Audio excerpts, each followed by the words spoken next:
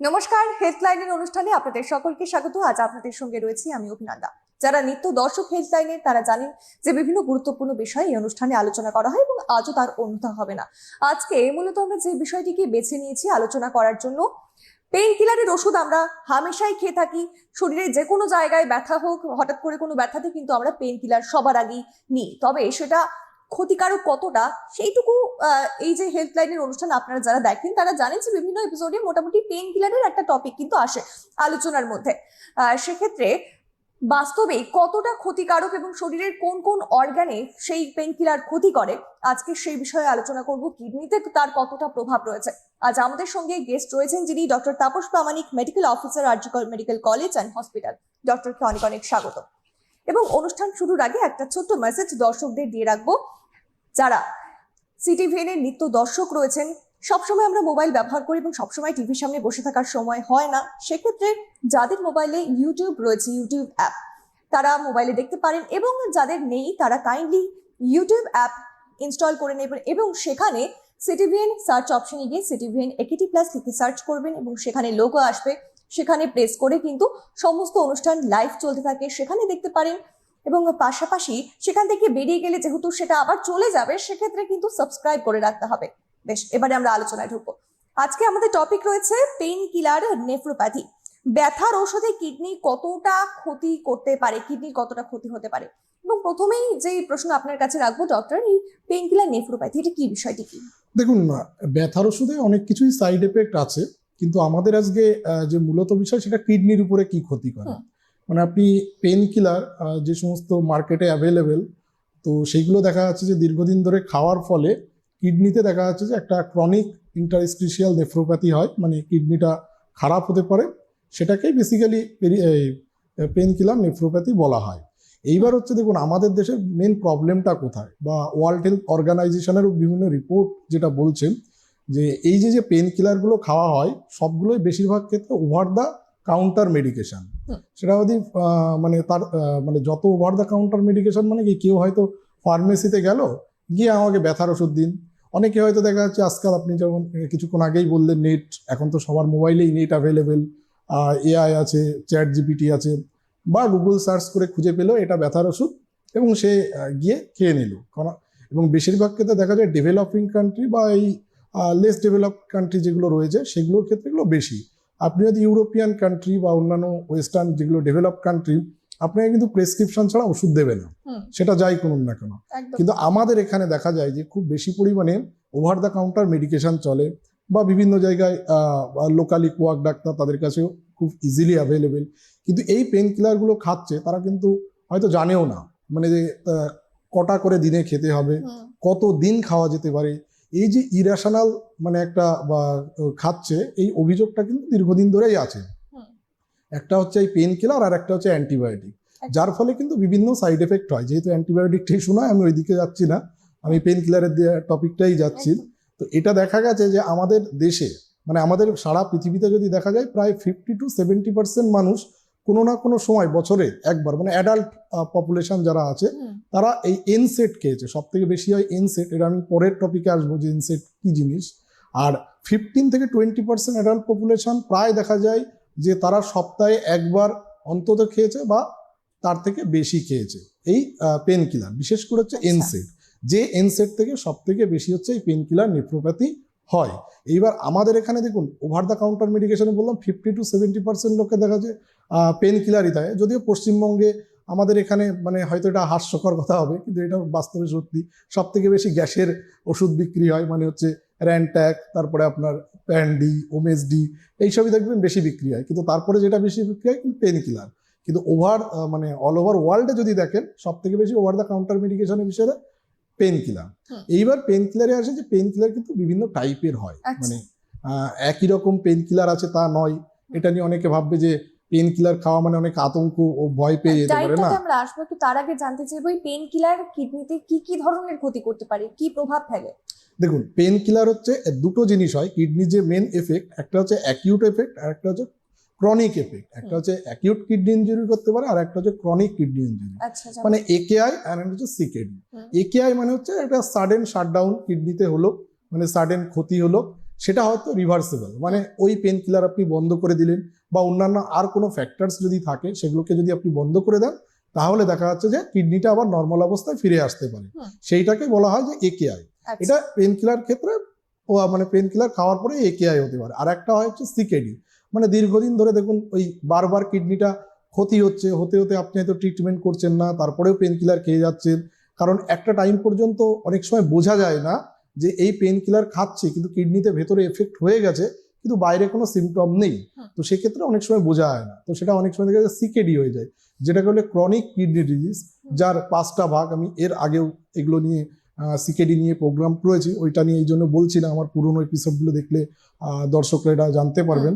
তো এই সিকেডি হয় পেন কিলার নেফ্রোপ্যাথি, মানে ওই একটা একেআই হতে পারে, একটা সিকেডি। একেআইটা রিভার্সেবল, সিকেডি কিন্তু রিভার্সেবল নয়, এটা হচ্ছে প্রোগ্রেসিভ ডিজিজ, মানে আপনার স্টেজ 1 থেকে 2, 3A, 3B, 4, 5 এইরকম স্টেজ পর্যন্ত চলে যায়, এটাই হয় সমস্যা। আচ্ছা, এবারে একটু জানবো যে পেইন কিলার কত রকমের, যেটা খানিকক্ষণ আগে আপনি বলছিলেন। দেখুন, পেইন কিলার বিভিন্ন টাইপের আছে, একটা হচ্ছে আপনার নন ওপিয়েড আর একটা হচ্ছে ওপিয়েড টাইপের আছে। এবার নন ওপিয়েডের ভেতর হচ্ছে যেমন হচ্ছে এনসেড, আমি যেটা বললাম যে আমাদের প্রায় ভারতবর্ষের যদি আমি হিসাব করি যে সিকেডি যাদের হয় ক্রনিক কিডনি ডিজিজ, তাদের ক্ষেত্রে প্রায় 43% রোগ হয় হচ্ছে ডাইক্লোফেনাক বলে একটা ওষুধ আছে সেটা। এনসেড হচ্ছে non steroidal anti inflammatory drug, তার মানে হচ্ছে এটা ইনফ্লামেশন কমায়। এবার এগুলোর ভিতরে কি আছে, সব থেকে বেশি যেগুলো ইজিলি অ্যাভেলেবেল মানে ইউজ হয় আর কি মার্কেটে বা দেওয়া হয়, যেটা হচ্ছে প্রোস্টাগ্ল্যান্ডিন, এর একটা পাথওয়ে আছে।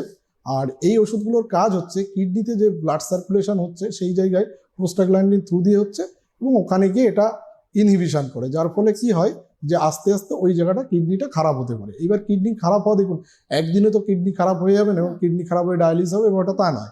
এগুলো হচ্ছে সাইলেন্ট কিলার, মানে কিডনিতে যাই করুক না কেন আস্তে আস্তে করবে এবং সেই ক্ষতিগুলো আস্তে আস্তে জমা হবে এবং জমা হয়ে দেখা যাচ্ছে যে পরবর্তীকালে একটা বড় আকার ধারণ করবে। এবং তখন এমনও আছে, আমি এমনও পেশেন্ট দেখেছি যে তারা যখন লাস্ট এসছে, যে সেই পেশেন্টটার মানে আমাদের দেশে এই যে কিডনি খারাপ হয় সব থেকে বড় একটা কারণ থেকে ডায়াবেটিস, এছাড়া হাইপার টেনশন, থার্ড একটা বড় কারণ হচ্ছে পেন কিলার। এইবার ইয়াং এজে বেশি হয়, ইয়াং এজের ভেতরে হচ্ছে দেখা যায় যে হঠাৎ করে তার এসছে গা হাত পা ফুলে, মুখ ফুলে, অথচ দেখা যাচ্ছে তার কোনো হাইপার টেনশন হিস্ট্রি নেই, ডায়াবেটিসের হিস্ট্রি নেই। কারণ আমাদের ফার্স্ট টার্গেট থাকে যে ডায়াবেটিস বা হাইপার টেনশন এগুলো মূলত কজ, আরগুলো খুব একটা বেশি নয়। কিন্তু দেখা যাচ্ছে একটা ইয়াং ছেলে যখন আমার কাছে আসছে, তার ইউরিন কম হচ্ছে, পা হাত পা ফুলে গেছে, তো তখন অবভিয়াসলি আপনাকে ভাবতে হবে যে এর কোনো পেন কিলারের হিস্ট্রি আছে কিনা। আর যদি একটু ওবেসিটি, মানে একটু ধরুন চেহারায় মোটা, বা তার দেখা যাচ্ছে গায়ে হাত পায়ে গাঁটে গাঁটে যেগুলো ব্যথা, জয়েন্ট পেন অত্যাধিক বেশি হয়, তো সেই সমস্ত মানুষের ক্ষেত্রে তাদের ক্ষেত্রে হিস্ট্রি নেওয়াটা কিন্তু অত্যন্ত ইম্পর্টেন্ট। বা এই সিকেডি পেশেন্ট যদি এই ধরনের সিমটম নিয়ে কিছু প্রেজেন্ট করে, তো সেক্ষেত্রে কিন্তু পেন কিলারের হিস্ট্রিটা নিয়ে অত্যন্ত ইম্পর্টেন্ট। এবং দেখা যাচ্ছে সেই সমস্ত মানুষ লাস্ট 10 বছর 20 বছর ধরে দিনের পর দিন বা ইন্টারমিডিয়েটলি পেন কিলার খেয়ে যাচ্ছে। যেমন হচ্ছে আমি এই যে এনসেড যে কথাটা বললাম, এমনই পেন কিলার যে ধরুন আপনি যে কোনো জায়গায়, মানে গাঁটে গাঁটে ব্যথা বলুন, গায়ে হাত পায়ে ব্যথা বলুন, মানে খুব যে কোনো আপনি হসপিটালে যান, নার্সিংহোমে যান, প্রথম হচ্ছে যে মানুষের কারো হাড় ভেঙে গেছে, হসপিটালে গেলেই কিন্তু এই ওষুধগুলো দিতে হয়, মানে তখন না দিলে ব্যথা কমবে না, কারণ যে সিভিয়ার পেন থাকে সেটা কমাতে। এটা মোটামুটি মাইল্ড টু মডারেট পেন কমায়। সেটা কতটা পরিমাণ নিলে পরে এইবার দেখুন, পেন কিলারের হচ্ছে সবসময় দেখুন, পেন কিলার আপনি যত কম খাবেন তত ভালো, পেন কিলার আপনি যত খাবেন সেটা রিস্ক বাড়বে। এবার এইটাকে কখনো মানে পার্সেন্টেজ বলা যায় না যে আপনি 300টা ট্যাবলেট খেলে হবে, 2টো ট্যাবলেট খেলে হবে না, এই জিনিসটা মানে এরকম কোনো পরিসংখ্যান নেই। তবে কোনো কিছু যখন ঘটে যায় তখন একটা অ্যাজাম্পশন করা যেতে পারে যে হ্যাঁ এটা হয়েছে ডায়াবেটিস, হাইপার টেনশন নেই, তাহলে কিডনির কারণটা হচ্ছে, কিডনি ক্ষতি হওয়ার কারণটা হচ্ছে পেন কিলার। এইবার হচ্ছে যে আমি এনসিডে যেটা বললাম, যেমন হচ্ছে আমরা মাথা যন্ত্রণা হলে খুব ইজিলি ন্যাপ্রক্সেন, মানে বিশেষ করে যাদের মাইগ্রেনের সমস্যা আছে খুব ইজিলি গিয়ে অনেকে জানে, নেট দেখলো, হ্যাঁ এটা তো ফার্স্ট ড্রাগ অফ চয়েস দেখি লেখা আছে, তাহলে আমি ওখানে গিয়ে ন্যাপ্রক্সেন কিনে নিলাম, এটা ওভার দ্য কাউন্টার গেল। আর এগুলো হচ্ছে আমাদের এখানে এখন এত কম্পিটিশন, বিশেষ করে ফার্মেসিগুলোতে, তো গেলেই আপনাকে দিয়ে দেবে দাদা ন্যাপ্রোসিন দিন, বা হয়তো দেখা যাচ্ছে সে কোনো কালে কোনো একজন ডক্টরকে দেখিয়েছেন, তার পুরনো সেই প্রেসক্রিপশন মনে আছে, গিয়ে খেয়ে নিল। কিন্তু এই ন্যাপ্রক্সেনটাকে বেসিক্যালি এই গ্রুপ অফ ড্রাগ যেগুলো কিন্তু কিডনিতে ক্ষতি করতে পারে, এবার এটা আপনি দেখা যাচ্ছে মাঝে মধ্যে ইউজ করছেন, এবার আপনার যে সমস্যাটা তৈরি হচ্ছে মাইগ্রেন হোক আর যা হোক সেগুলো নিয়ে আপনি আর হয়তো ফার্দার ডিসকাস করছেন না, মানে কোনো ডক্টরকে দেখাচ্ছে না, কারোর সাথে কনসাল্ট করছেন না যে আপনার ব্যথার কারণ কি, আপনার রোগের কারণ কি, আপনি ওই নিয়মিত যখনই হচ্ছে আপনি ইন্টারমিডিয়েটলি পেন কিলার খেয়ে নিচ্ছেন, যেটা খাওয়া সম্পূর্ণ হচ্ছে অবৈধ। অবৈধ বলতে খাওয়া উচিত নয়। এইরকম ভাবে কিছু ইনসেট দেখা যায়। আর একটা যে ধরুন প্যারাসিটামল, এটা প্যারাসিটামল হচ্ছে জ্বর কমায়, ব্যথাটাও কিছু কমায়, এটা ইনফ্লামেশন কমায় না, এটা কম্পারেটিভলি সেফ। মানে আমি অন্যান্য সমস্ত অনেকে ব্যথার ওষুধ হিসাবে আমরা বিশেষ করে বয়স্ক পেশেন্টদের ক্ষেত্রে তাদের ক্ষেত্রে আমরা প্যারাসিটামল দিয়ে থাকি। এইবার দেখা যাচ্ছে যে কিছু কিছু জায়গায় হয় যে আপনার তো ব্যথা হয়েছে, আপনাকে জ্বরের ওষুধ কেন দিয়েছে, এটা খুব কমনলি মানে প্যারাসিটামল লেখার পরে সে হয়তো আমার কাছে এসছে, আমি লিখে দিয়েছি, ফার্মেসি বা কোথাও গেল, দেখুন অনেক সময় ফার্মেসিতে আমি কাউকে মানে ব্লেম করছি না বা কাউকে অসম্মান করছি না, হয়তো সেখানে গেল গিয়ে বললো আপনার তো ব্যথা হয়েছে, আপনাকে জ্বরের ওষুধ কেন দিয়ে দিয়েছে, কিন্তু প্যারাসিটামল ওটা তা নয়, সেটা জ্বরের যেমন ওষুধ ব্যথারও তেমনি ওষুধ, এবং কম্পারেটিভলি এটা সেফ। যদি না তার হ্যাঁ এটা কম ক্ষতি করে, কিন্তু যদি তার লিভারের কোনো টক্সিসিটি বা মানে লিভারের কোনো সমস্যা না থাকে তাহলে প্যারাসিটামল দেওয়াটা কম্পারেটিভলি সেফ। ব্রেনের জায়গাগুলো কন্ট্রোল করে, যেটা হচ্ছে যদি বলি একটু উইক পেন কিলার টাইপের, সেটা হচ্ছে মানে খুব ইজিলি আর কি এটা ব্যবহার হয়। ওই ওষুধগুলো জেনারেলি মরফিন যেমন হচ্ছে ক্যান্সার বা সিভিয়ার পেন সেই সব ক্ষেত্রে দেওয়া হয়। আচ্ছা, জিরোডল একটা ব্যবহার করা হয় ব্যথার জন্য, সেটা কতটা ক্ষতিকারক? এই জিরোডলে এই এনসেড জিরোডলে দেখুন ওই এইটাই আসবো যে কম্বিনেশন ড্রাগ। কম্বিনেশন ড্রাগ মানে হচ্ছে আমি ধরুন প্যারাসিটামল দিলাম, আমরা সবসময় চেষ্টা করি, বিশেষ করে পেশেন্টকে সবসময় বলার চেষ্টা করে আপনি এখন দেখবেন মার্কেটে কি হয়েছে, আপনি যদি 3 রকম ওষুধ খান, বিশেষ করে ডায়াবেটিস বা হাইপার টেনশন, তো সবসময় তারা প্রেফার করে যে আমি একবার ওষুধ খাবো। তো তার জন্য কি হয়েছে যে এখন মার্কেটে দেখবেন 3টে বা 4 রকম ওষুধ মিলিয়ে ওষুধের কম্বো ইউজ হয়। তো আপনি দেখা যাচ্ছে জিরোডল, এটা তো কম্বো, তার ভিতরে প্যারাসিটামল আছে, তার ভিতরে এনসেড আছে, এই রয়েছে, তো সেক্ষেত্রে এই জিরোডলটা খুব বেশি ইউজ হয়, এবং এই জিরোডলটা পড়ছে হচ্ছে এনসেডের ভিতরে। তো এইটা হচ্ছে মানুষ এই নামগুলো খুব ইজিলি জানে, কিন্তু ওটা হচ্ছে কম্বিনেশন ড্রাগ, মানে একটা সিঙ্গেল ড্রাগ কিন্তু নয়, এবং কম্বিনেশন ড্রাগে মানুষের কিন্তু এফেক্ট অনেক বেশি হয়। বিশেষ করে এখন শুধু এটা বলে নয়, আপনি যদি ওই যে বললাম ডায়াবেটিস বা হাইপার টেনশন বলুন বা অন্যান্য রোগ বলুন, সব রোগের ক্ষেত্রেই মানুষ তো দেখুন বারবার কি হয়, বারবার ওষুধ খেতে চায় না, তো তার জন্য এই কম্বিনেশন ড্রাগগুলো খুব বেশি ইউজ হয়। এবার কম্বিনেশন পেন কিলারও আছে, এই কম্বিনেশন পেন কিলার গুলোতেও সেই সেম সমস্যা, যে তাদের সিঙ্গেলগুলো যতটা না এফেক্ট করে তার থেকে কিউমুলেটিভ সাইড এফেক্ট করে। আপনি তো ভাবছেন আমি তো একটা ওষুধ খাচ্ছি, জিরোডল এসপি, জিরোডল পি, এগুলো আপনি একটা খাচ্ছেন, তো কিন্তু বাস্তবে কিন্তু তা নয়, আপনি হচ্ছে তার ভিতরে 2 রকম ওষুধ আছে, কোনোটায় 3 রকম আছে, এইরকম রয়েছে বিভিন্ন ব্র্যান্ড, এই ব্র্যান্ড নেমগুলো দিয়ে বের করেছে। তাতে কি হয়েছে, যাতে পেশেন্টকে বারবার ওষুধ না খেতে হয়। তো এছাড়াও দেখা যাচ্ছে আর একটা জিনিস আছে, আমি যাদের ধরুন ডায়াবেটিস আছে, ডায়াবেটিস থেকে কি হয়, একটা ডায়াবেটিস থেকে কিডনির সমস্যা, যেটা হচ্ছে ডায়াবেটিস কিডনি ডিজিজ বা ডায়াবেটিক নেফ্রোপ্যাথি বলে। এছাড়া ডায়াবেটিস থেকে চোখে ক্ষতি করে। আর একটা হচ্ছে ডায়াবেটিস নিউরোপ্যাথি। এই যে নিউরোপ্যাথি কেন আমি বললাম, ইউরোপ্যাথি বললাম হচ্ছে এই যে আমাদের পেন হয়, শুধুমাত্র যে আপনি ওই পেন কিলার খাবেন তাতেই কিন্তু কমে যাবে না।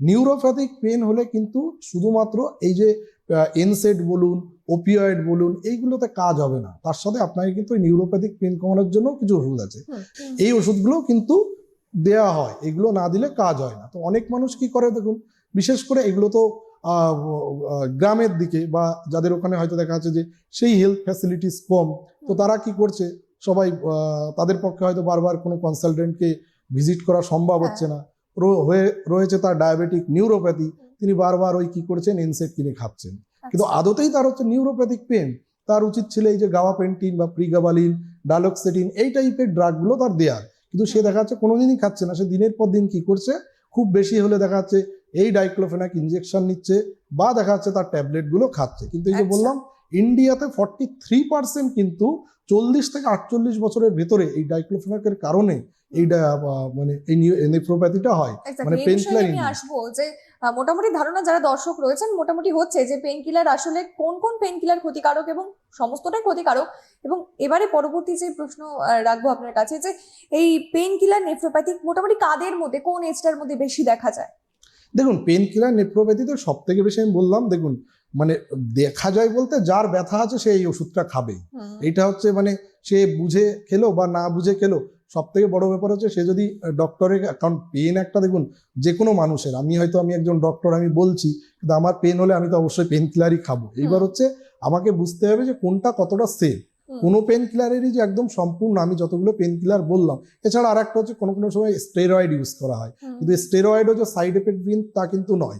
এবার কোনো পেন কিলারই 100% সাইড এফেক্ট মুক্ত একটাও কিন্তু নয়। এবার আপনাকে বুঝতে হবে কোনটা দেবো। একটা ইয়াং এজ, সেই ইয়াং এজের মানুষ কতটা, মানে সে যতটা তার পাওয়ার থাকবে, মানে তার যে কিডনি রিজার্ভ বা রেনাল রিজার্ভ থাকবে, বয়স্ক পেশেন্ট যদি একটা 65 ইয়ার্স ওল্ড, তার রেনাল রিজার্ভ মানে কিডনির যে রিজার্ভ সেটাকে অনেকটা কমে যায়। তো সেক্ষেত্রে তার ক্ষেত্রে পেন কিলার আর একজন ইয়াং এজের তাদের পেন কিলার, এই দুটো তার বডিতে কি এফেক্ট করবে এটা কিন্তু ডিফারেন্স থাকে। মোটামুটি কতটা ক্ষতির সম্ভাবনা থাকে? হ্যাঁ, এইবার আমি সেই ব্যাপারটাই আসছি যে 65 ইয়ার্স বা 60 ইয়ার্স যখন ওল্ড ক্রস করে গেল, যারা এল্ডারলি পেশেন্ট, তাদের ক্ষেত্রে এনসেডটা যত পারা যায় অ্যাভয়েড করুন। সেক্ষেত্রে প্যারাসিটামল বা ট্রামাডল তাও সেফ, বাট এই ডাইক্লোফেনাক বা এই জাতীয় আইবুপ্রোফেন, এই এজেড যারা তাদের, হ্যাঁ একদম এল্ডারলি পেশেন্টের এদের ক্ষেত্রে অ্যাভয়েড করা যায়।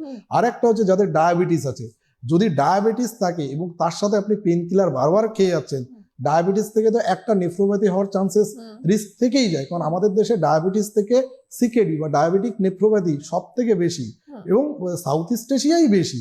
তো এবং আমাদের সেটার জন্য কিন্তু প্রচুর মানে হেলথ বার্ডেন যেমন হয়, তেমনি একটা ফ্যামিলির ক্ষেত্রেও কিন্তু ইকোনমিক একটা বার্ডেন, মানে দেশের ক্ষেত্রেও ইকোনমিক বার্ডেন। তো সেই জায়গায় দাঁড়িয়ে ডায়াবেটিসের মানুষ যারা ডায়াবেটিসের নিয়মিত ওষুধ খান, তাদের ক্ষেত্রে কিন্তু পেন কিলার খাওয়ার ব্যাপারটা অত্যন্ত সাবধানে কিন্তু খেতে হবে, এবং একটু সেফেস্ট পেন কিলার যারা হচ্ছে তিনি যাকে দেখাচ্ছেন সেই কনসালটেন্টের পরামর্শ নিয়ে খাওয়া উচিত। মানে বারবার ওই আপনি নিজে থেকে যেন না খায়, বা হাইপার টেনশনের পেশেন্ট আছে, বা দেখা যাচ্ছে কোনো কোনো মানুষের হচ্ছে তার ফ্যামিলিগতভাবে পলিসিস্টিক কিডনি ডিজিজ আছে, মানে কিডনিতে অনেকগুলো সিস্ট, বা তার দেখা যাচ্ছে কিডনিতে কোনো অ্যানোমালি আগে থেকেই রয়েছে, বা সেই ফ্যামিলিতে দেখা যাচ্ছে সিকেডির হিস্ট্রি রয়েছে, ক্রনিক কিডনি ডিজিজের হিস্ট্রি রয়েছে, বা এই ধরনের হিস্ট্রি রয়েছে, সেই ক্ষেত্রে বেশি। যারা ওবেস পেশেন্টদের ক্ষেত্রে একটু ধরুন তাদের বডি ওয়েটের জন্য জয়েন্টগুলোতে ব্যথা হতে পারে, তো সেই সমস্ত ক্ষেত্রে এই জিনিসটা একটু ভেবে দেখা উচিত যে আমি বারবার পেন কিলার খাবো না। অনেক সময় দেখা যাচ্ছে যে ইউরিক অ্যাসিড বেড়ে যাওয়ার জন্য কোনো কোনো সময় পেন হয়, তো সেক্ষেত্রেও কিছু কিছু ক্ষেত্রে পেন কিলার খেয়ে নেয়। তো সেই সমস্ত জায়গাগুলো সমস্ত পেশেন্টেরই এটা ভাবা উচিত যে আমি দুমদাম গিয়ে ওই over the counter pain killer খাবো না, যে কোনো একজন কনসালটেন্টের পরামর্শ নিয়ে দেন পেন কিলার খাওয়া উচিত। একদমই, অনেকেই হয়তো রিলেট করতে পারছেন, হয়তো তারাও এই ভুলগুলো করে থাকেন এবং আশা করি আজকের পর থেকে আর করবেন না। তবে এবারে হয়তো আপনারা এরকমটাও ভাবতে পারছেন যে তাহলে লক্ষণ কি, যেটা দেখে বুঝবো আমারও এই সমস্যা হচ্ছে বা শুরু হতে চলেছে, ফার্স্ট স্টেজ বা কিছু, সেই লক্ষণগুলোই জানবো ডক্টরের কাছে। দেখুন, এই পেন কিলার নেফ্রোপ্যাথির একটা বড় সমস্যা, বা যে কোনো কিডনি রোগের, আমি যাই বলি, ডায়াবেটিস বলুন, ডায়াবেটিস নেফ্রোপ্যাথি যেমন হয়, হাইপারটেনসিভ নেফ্রোপ্যাথি হয়, পেন কিলার নেফ্রোপ্যাথি, এই রোগগুলোর একটা বড় সমস্যা হচ্ছে যে ধরা পড়ে গিয়ে শেষের দিকে। আচ্ছা, মানে এই প্রথম দিকে বোঝা যায় না। যদি একেআই হয়, একটা কোনো কারণে সাডেন শাটডাউন হলো, তখন হয়তো দেখা যায় গা হাত পা ফুলেছে, ইউরিন কমে যাচ্ছে, তখন ঠিক আছে।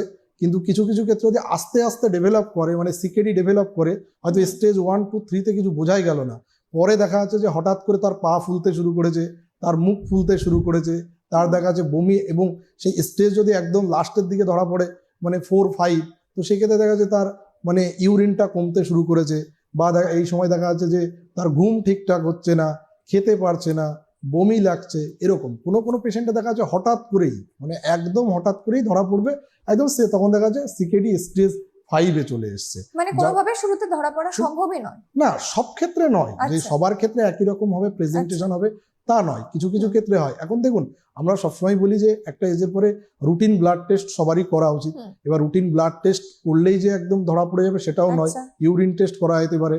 তো সেক্ষেত্রে হচ্ছে যে কিছু পেশেন্টে ধরা পড়ে বা বোঝা যায়, কিছু পেশেন্টে ধরা পড়ে না। আবার অনেক পেশেন্ট আছে যারা হয়তো মাইল্ড সিমটম, তারা হয়তো সেটাকে ইগনোর করে না। যে পেশেন্টের ধরুন বাড়িতে, যার বাড়িতে বাবা মা বা তার ফ্যামিলি হিস্ট্রি রয়েছে ডায়াবেটিস, হাইপার টেনশন, তার ক্ষেত্রে যদি এই কোনো রকম সিমটম দেখা যায়, তার অবভিয়াসলি অবশ্যই একজন কনসালটেন্টের পরামর্শ নেওয়া উচিত, যেটা করে না। কিরকম সিমটম? এই যে যেটা বললাম যে আপনার পা ফুলতে পারে, মুখ ফুলতে পারে, এই একটা সমস্যা হতে পারে, মানে স্টেজ গুলো একটু প্রোগ্রেস করলে, বা ইউরিন আউটপুট কমে যেতে পারে, খেতে পারছে না, নশিয়া, ভমিটিং, এই সমস্ত বিভিন্ন সিমটম দেখা যেতে পারে। আচ্ছা, তাহলে এই ক্ষেত্রে মোটামুটি কি কি ইনভেস্টিগেশন রয়েছে যেগুলো করা যেতে পারে? হ্যাঁ, দেখুন, প্রথম কথা হচ্ছে যে কোনো জায়গায় আপনি কোনো কিছু একটা ডায়াগনোসিস করতে গেলে ইনভেস্টিগেশন তো যেমন ইম্পর্টেন্ট, তো ইনভেস্টিগেশনে অনেক সময় হয় যেটা সব থেকে ইম্পর্টেন্ট। বিশেষ করে আপনাকে তার আগে আমি একটা জিনিস বলে রাখি যে যারা ধরুন ব্যায়াম করে, এর আগে আমি একটা এটা নিয়ে এপিসোড করেছি, যে যারা এক্সারসাইজ করছে বা ব্যায়াম করছে তাদের ভিতরে দেখা যায় কখনো কখনো তাদের ক্রিয়েটিনিন বেড়ে থাকে, বেড়ে যায়। সেটার অনেক বড় কারণ আছে, সেটা আর একটা এপিসোডে আছে। এই ব্যায়াম করে দেখা যাচ্ছে যে সে ভাবছে যে আমি সব ঠিকঠাক আছে, কিন্তু তাদের ক্ষেত্রেও বেশ কিছু গাইডলাইন আছে, যে কোনো মানুষের ক্ষেত্রে গাইডলাইন ঠিক রাখা উচিত।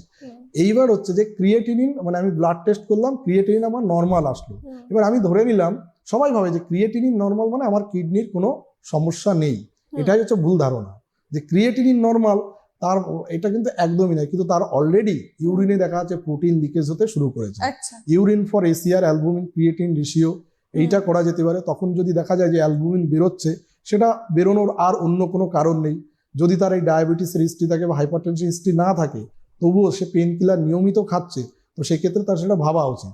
আবার ইউটিআই মানে, এবার আপনি ভাবছেন যে শুধু কি মানে এই পেন কিলার নেফ্রোপ্যাথিতে ইউরিনে প্রোটিন বেরোবে? না, ব্যাপারটা হচ্ছে অন্যান্য অনেক ক্ষেত্রে বেরোবে, সব রোগেই বেরোবে। মানে এই ডায়াবেটিক যতগুলো নেফ্রোপ্যাথি আছে সবগুলোতেই বেরোবে।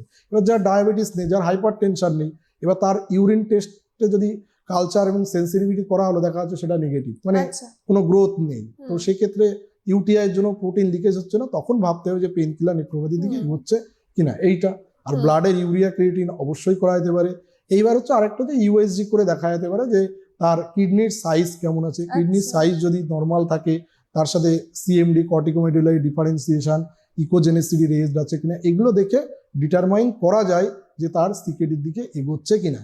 এবার পুরোপুরি হচ্ছে দেখুন, একটা যে কোনো ইনভেস্টিগেশন তো সব আমাদের দেশে ভাবতে হবে যে পেশেন্টের ইকোনমিক কন্ডিশন কেমন, সে আদেও অ্যাফোর্ড করতে পারবে কিনা। তো সমস্ত কিছু মাথায় রেখেই আপনাকে করতে হবে। আমি পেন কিলার খাচ্ছি মানেই বারবার আমি ইউএসজি করবো, ইউরিন টেস্ট করবো, ব্লাড টেস্ট করবো, এটা তো কোনো পেশেন্ট করবে না। পর করা যেতে পারে দেখুন, এই টেস্টগুলো এরকম তো নির্দিষ্ট গাইডলাইন নেই। ডায়াবেটিস হাইপারটেনশন ডায়াবেটিস যেমন গাইডলাইন রয়েছে, এখানে সেই গাইডলাইন নেই। কিন্তু আপনার যদি মনে হয় যে আপনার রিস্ক ফ্যাক্টরস আছে, এই যে বললাম এজটা যদি দেখা যাচ্ছে 40 পার হয়ে যাচ্ছে, পেন কিলার আপনি নিয়মিত খাচ্ছেন, কারোর দেখা যাচ্ছে স্পন্ডাইলোসিস আছে, আর্থারাইটিস আছে, সে নিয়মিত খাচ্ছে, তো সেক্ষেত্রে তাদের ক্ষেত্রে ইউরিয়া ক্রিয়েটিন টেস্ট করে দেখা উচিত। বা যে কোনো ওষুধ যদি আপনি লং টার্ম খান, তার লিভার ফাংশন এবং কিডনি ফাংশন অবশ্যই দেখা উচিত, যে আমি যে ওষুধটা খাচ্ছি তাতে লিভার ফাংশন বা কিডনি ফাংশন এফেক্ট করছে কিনা। আচ্ছা, এই ক্ষেত্রে তাহলে কিডনি খারাপের ফলে ডায়ালিসিস বা কিডনি ট্রান্সপ্ল্যান্ট করার সম্ভাবনা কি থাকছে? মানে এরকম করা হতে পারে বা হয়? দেখুন, হ্যাঁ, পেন কিলার আপনি এই নেফ্রোপ্যাথি, এটা তো হচ্ছে বেসিক্যালি সিকেডি যদি হয়ে যায়, সিকেডি মানে এর আগে একটা কথা বললাম, দুটো টার্ম বলেছি, AKI and CKD, acute kidney injury আর একটা হচ্ছে chronic kidney disease. Acute kidney injury থেকে কিছু কিছু ক্ষেত্রে সিকেডি হয়, আর সিকেডি যদি একবার হয়ে যায়, এই ডিজিজটা কিন্তু প্রোগ্রেসিভ, এটা কখনোই মানে এটা নয় যে নর্মালি চলে আসবে। সিকেডি স্টেজ 1, 2, 3 এরকম করে আস্তে আস্তে সুস্থ হওয়া কি সম্ভব? দেখুন, পুরোপুরি তো সুস্থ হওয়া সম্ভব নয়। পুরোপুরি সুস্থ হওয়া সম্ভব নয় বলতে মানে আমি এটা ডিসকারেজ করবো না, বা এই ধরনের কথা পুরোপুরি বলাটা উচিত হবে না। সেটা হচ্ছে যে আপনি যদি মানে একটা নর্মাল লাইফ লিড করতে গেলে যেটা দরকার, সেটা হচ্ছে ডায়ালিসিস আর হচ্ছে ট্রান্সপ্লান্ট। যদি হচ্ছে সিকেডি ধরুন স্টেজ 5-এ চলে গেছে, তখন সে আর খেতে পারছে না, ইউরিন আউটপুট একদম নেই বা ইউরিন আউটপুট কম, নশিয়া ভমিটিং মানে বারবার বমি করছে, তো সেই সমস্ত মানুষকে তখন স্বাভাবিকভাবে ডায়ালিসিস করতে হবে। এবার ট্রান্সপ্লান্টটা করা যেতে পারে। দেখুন, ট্রান্সপ্লান্ট করতে গেলেই তো মানে সাথে সাথে আমাদের দেশে ট্রান্সপ্লান্ট করতে গেলে তার কিডনির যথেষ্ট ডেফিসিয়েন্সি রয়েছে, বা অন্যান্য আমাদের ডেভেলপ কান্ট্রিগুলোতে যে হারে মানে কিডনি সেখানে যেরকম পাওয়া যায়, আমাদের এখানে ডোনারের সমস্যা আছে, ক্যাডাভারিক কিডনি অনেক কম। তো সেক্ষেত্রে এখানে যেগুলো প্রমোট করা হয়, প্রমোট নয় মানে যারা ইয়াং এজে তাদের কিডনি খারাপ হলো, তো তাদের ক্ষেত্রে তারা বাড়ির লোক ভাবে যে তার কিডনি ট্রান্সপ্লান্টটা যত মানে করা যায়। কিন্তু একটু এজেড পেশেন্ট, তাদের ক্ষেত্রে তো আর কিডনি ট্রান্সপ্লান্টের ব্যাপারটা মানে আসে না, বা ফ্যামিলিও সেক্ষেত্রে উদ্যোগ নিতে চায় না, এবং একটা সার্টেন এজের পরেও সেগুলো নেবে না, এবং তার আরো কোনো রোগ আছে কিনা সেগুলো দেখতে হবে, তার ডায়াবেটিস হাইপার টেনশন আছে কিনা, ওদিকে ক্যান্সার আছে কিনা, অন্যান্য ডিজিজ আছে কিনা। কিন্তু পেন কিলার নেফ্রোপ্যাথি যদি ইয়াং এজে প্রচুর দেখা যায়, সব থেকে বেশি ইয়াং এজে আমি দেখেছি, ইয়াং এজের পপুলেশনের ভিতর কিন্তু পেন কিলার নেফ্রোপ্যাথি অনেক বেশি। তো তাদের ক্ষেত্রে ডায়ালিসিস করে কিডনি ট্রান্সপ্লান্ট করলে যদি সাকসেসফুল হয়, এখন যে ধরনের মেডিকেশনগুলো দেওয়া হয় বা আগের থেকে যেমন সার্জারি অনেক উন্নত তাতে হয়েছে, করে সুস্থ তো হওয়ার চান্সেস সেক্ষেত্রে রয়েছে। চান্সেস অনেক বেশি, এবং ট্রান্সপ্লান্ট করার পরে লং টাইম তারা কিন্তু নর্মাল লাইফ লিড করতে পারে, সেক্ষেত্রে কোনো ভুল নেই। তাহলে যে এই সমস্ত বিষয়ে আপনার কি কি সাজেশন থাকছে? দেখুন, এই সমস্ত বিষয়ে যে কোনো পেন কিলার আপনি যখনই খাবেন, আপনি একজন ডক্টরের থেকে পরামর্শ নিন। আপনি এটা নয় যে আপনি দোকানে গেলেন, ওভার দ্য কাউন্টার মেডিকেশন নিয়ে নিলেন, এটা কখনো খাবেন না। কারণ ওষুধের, যে কোনো ওষুধের কিন্তু একটা পার্সপেক্টিভ ডোজ আছে, যে আপনি দিনে 2 বার খাবেন না 3 বার খাবেন, সেটা খাওয়ার আগে খাবেন না খাওয়ার পরে খাবেন, কত ডিউরেশন মানে কত দিন খেতে পারবেন, এবং সেটাকে লং টাইম খাওয়া চলবে কিনা।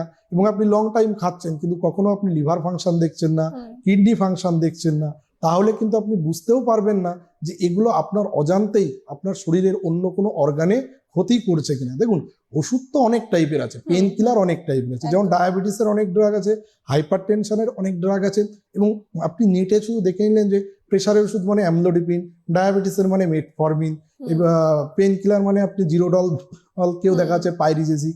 এইগুলো তো দেখুন, তাহলে তো মানে নেট দেখে এখন অনেকেই এই ব্যাপারগুলো মিস ইউজ করে এবং পরবর্তীকালে কিন্তু সাফার করে। এবং এটা আপনাকে একজন কনসালট্যান্টই ভালো বলতে পারবেন আপনার সিমটমের উপরে কোন পেন কিলারটা পারফেক্ট, সেই পেন কিলারটা আপনাকে দেবে, এবং সেটা কত ডিউরেশন খাওয়া উচিত সেইগুলো আপনি খাবেন, তার বেশি আপনি কখনোই করার চেষ্টা করবেন না। এর ফলে কি হবে, আপনার ক্ষতি হবে।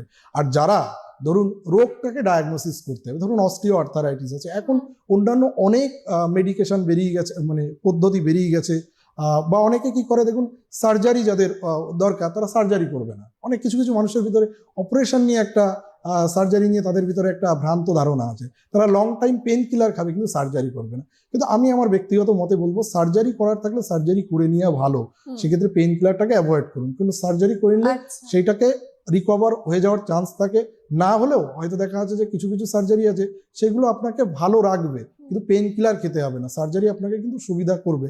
যেমন বিশেষ করে অনেকে একটু বয়স্ক অস্টিও আর্থারাইটিস আছে, তার হয়তো মানে নি জয়েন্টে অস্টিও আর্থারাইটিস আছে, তো সেক্ষেত্রে তাদের হয়তো টোটাল নি রিপ্লেসমেন্ট করতে হবে, তিনি করছেন না, তিনি বারবার পেন কিলার খেয়ে যাচ্ছেন, কিন্তু বাস্তব হয়ে গেল তার ওই পেন কিলার কিন্তু একটা অর্গান বাঁচাতে গিয়ে আরেকটা ক্ষতি হয়ে যাচ্ছে, এই ভয়ে খারাপ হচ্ছে, কিডনিটা খারাপ হচ্ছে। শুধু কিডনি বলবো না, দেখুন এই পেন কিলার গুলো আমি তো শুধু কিডনি নিয়ে ডিসকাস করলাম, এর কিন্তু অনেক রকম অন্যান্য ক্ষতিও আছে, আলসার হতে পারে, গ্যাস্ট্রাইটিস হতে পারে, সেটার টপিকে আমি যাইনি বলে বলিনি। তো সেক্ষেত্রে এই যে অস্টিও আর্থারাইটিস আপনি এই ওটিটা করে নিতে পারেন, কিন্তু অনেকে দেখা যায় করে না, বা এছাড়াও কিছু লোকাল ইনজেকশন দিয়ে সেই ব্যথা কমানো যায়, সেটা করলেও কিন্তু মানুষ ভালো থাকতে পারে। কিন্তু এই যে বারবার পেন কিলার কিনে খাওয়া, বিশেষ করে এটা আমি বলবো যেখানে হেলথ ফ্যাসিলিটিস কম, অ্যাওয়ারনেস কম, বিশেষ করে গ্রামের দিকে, একটু ইন্টেরিয়ার সাইডে যেখানে মানে দেখা যাচ্ছে যে সেটা সাপোর্ট কম পায়, তো তাদের ভিতরে এই টেন্ডেন্সিটা কিন্তু দেখা যায়। বেশ, মোটামুটি বুঝে গেলাম, বা আপনারাও বুঝলেন যারা এতদিন যাবত এই ভুলগুলো করে চলেছেন তারা নিশ্চয়ই আর করবেন না আজকের এপিসোড দেখার পরে, কারণ সেটা করলে কি কি হতে পারে আশা করি ক্লিয়ার। আজকের মতো এই পর্যন্ত, আপনাদের অসংখ্য ধন্যবাদ ডক্টর।